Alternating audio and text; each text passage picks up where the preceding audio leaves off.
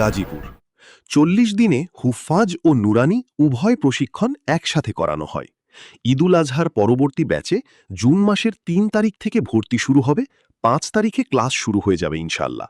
বিস্তারিত জানতে কল করুন 01763 339 5037 অথবা 0180 5045 000 এই নাম্বারে।